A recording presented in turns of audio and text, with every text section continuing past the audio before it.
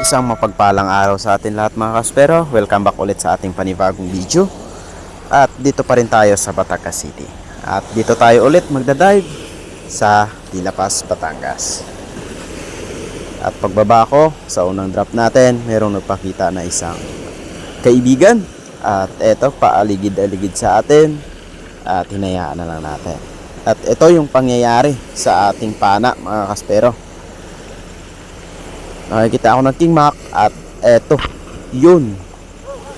Pagkapana ko nito mga kaspero, sumabit yung tali at saka naka loose grip ako. Hindi ko nahawakan maigi yung pana at ayun, tinangay yung pana natin mga kaspero. Sayang. Sayang yung pana natin, dala-dala ng isang King Mac. Hanggang palaot, hinabol ko, ngunit hindi ko na naabutan mga kaspero. Grabe, nakakapanghinayang. Isang pana talaga yung nadala sa atin. Pero ayos lang yan dahil safe naman tayo. At magagawa ulit tayo ng pana. Kaysa sa naman tayo yung madidisgrasya, mas okay na safe tayo palagi mga kaspero. Kaya hindi mahalaga yung isda. Ang mahalaga, makauwing safe tayo. Tagal kong hinanap yan mga kaspero. Pauli-uli ako. Pinuntahan ko sa laot, sa tabi, sa unahan. Ngunit hindi ko makita. Siguro halos 1 oras o 2 oras na paghahanap ko dito sa spear gun. Ngunit hindi ko talaga makita. Kaya yung ginawa ko,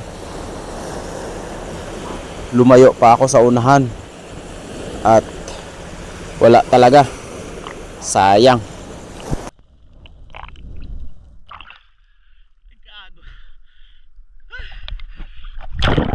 Sa paghahanap ko ng pana, iba yung nakita ko mga kaspero.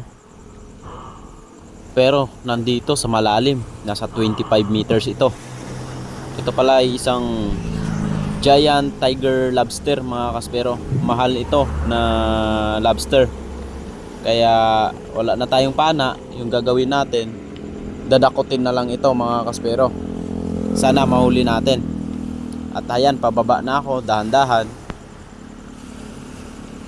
para makapag-preserve tayo ng hangin. Dahil kung bibilisan natin pagdating sa ilalim, wala na tayong hangin. Kaya ayan, dahan-dahan lang tayo. At kung napansin nyo, malayo pa lang ako. Ayan, nasa labas ng butas yung tiger lobster.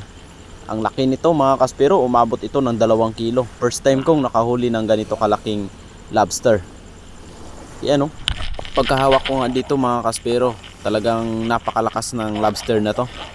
Halos hindi ko siya mahila palabas. Kaya hindi ko pinilit at umahon muna ako mga kaspero. Binalikan ko ito. Bali naka-4 akong balik dito. At hindi ko muna binalikan agad. Kailangan ko ng rest interval para makuha ko itong lobster mga kaspero. At hindi naman tumagal. Bali pang-4 na sisig ko, nakuha ko rin itong giant lobster natin mga kaspero.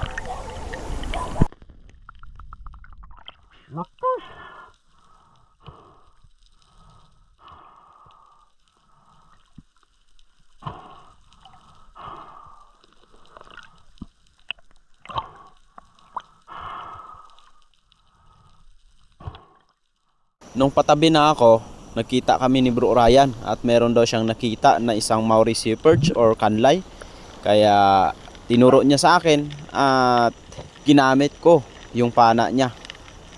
Kaya ito yung mabisang diskarte sa Mauricio perch pag mailap mga kaspero. Gapangin mo na patago. Ayan, medyo malayo pa yan. Talagang ginapang ko dahan-dahan mga kaspero para hindi siya mabulabog. Ayan, meron pang kasamang surgeon fish na malaki. At kita nyo yung sa gilid na yan, dumaan pa ako dyan mga kaspero sa baba para maka-close tayo ng gap at matira na natin itong good size na Mauricio perch. Ayan yung technique mga kaspero, dahan-dahan lang, huwag masyadong magalaw at kusang lalapit yan sa atin mga kaspero. Ayan na. Nung nakapesto na tayo, lumapit nga talaga itong Maori Sea Perch. At eto, tinira na natin sa pool mga kaspero. Ayan oh, kung nadili pa tayo ng konti baka hindi na natin tamaan ito. Pero ayan oh, kita nyo naman sa slow mo, bago siya lumingon, natira na natin. Kaya sapol na sapol sa gitna, walang kawala itong Maori Sea Perch. Pinuntahan ko para i-check, baka makawala. Pero goods na goods dahil na kalak naman yung flapper natin. Ayos, kahit natanga yung pana natin, meron pa rin tayong biyaya. Isang Maori Sea Perch at saka napakalaking lobster. Sulit. Meron pa akong nakitang barakuda niyan mga kaspero at saka waho. Ngunit medyo malayo sa atin at wala na tayong pana. Kaya hinayaan ko na.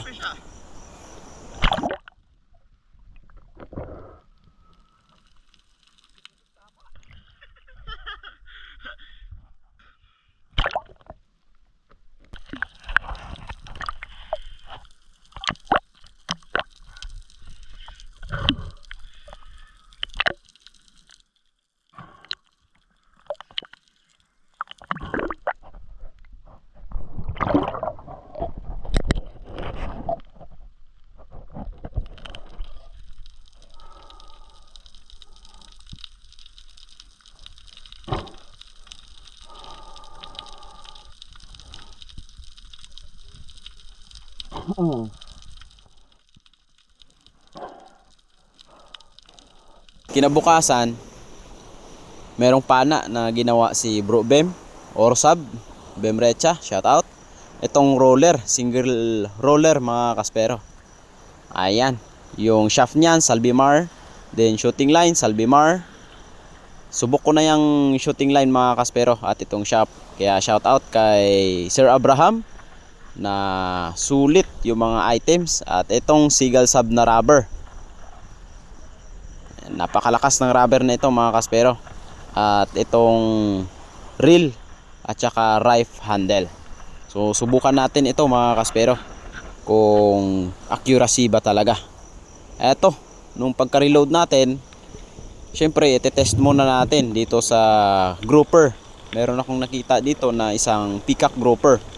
Medyo lumayo siya sa atin at yun, tumago sa bato at lumabas. Kaya meron tayong chance na panain.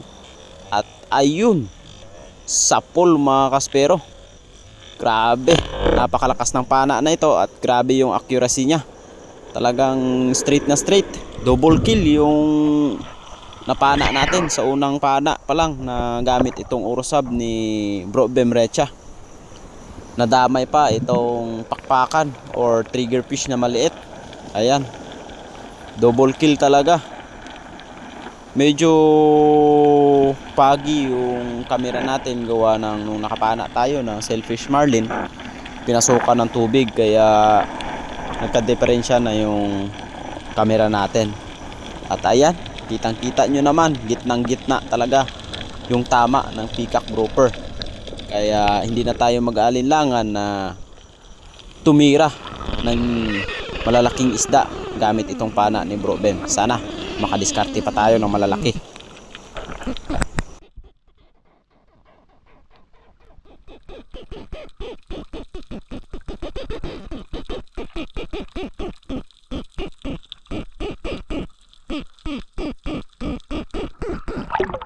Pumalaot na nga ako dito mga kaspero. At pagbaba ko around 20 meters, eto sinalubong tayo ng grupo ng isang malalaking dugtot tuna. Kaya susubukan natin itong pana na to kung ano talaga yung performance pagdating sa malalaking isda. Ayan, hinintay ko na bumalik mga kaspero. At pagbalik nila, merong nauna. At ayan, talagang lumapit mga kaspero. Kaya hindi na ako dalawang isip na tirahin ito. At grabe, hanga talaga ako sa panang ito mga kaspero. Gitnang gitna at na spine shot pa itong dugtot tuna. Kung pansin nyo mga kaspero, gitna yung tagos ng shaft. Ayan o, grabe. Bali kulang-kulang 9 kilos itong dugtot tuna. Kaya napakasulit ng test ng pana ni Bro Bem na to.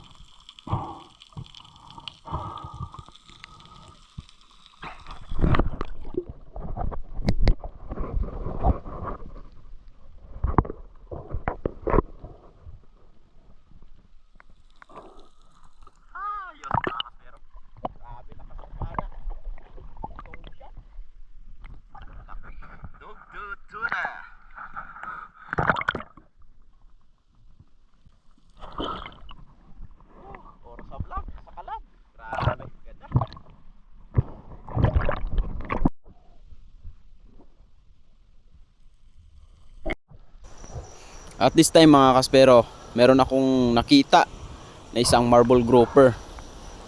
Kaso lang, sobrang lalim ng grouper na ito. Nandito siya sa 25 meters at nakaharap sa butas. Kaya tinaimingan ko mga kaspero. Unang sisid, hindi ko muna pinana. Pangalawang sisid, hindi pa rin. So, ginawan ko ng paraan na pag tinira ko na hindi makapasok sa butas. Kaya ito yung pangyayari mga kaspero.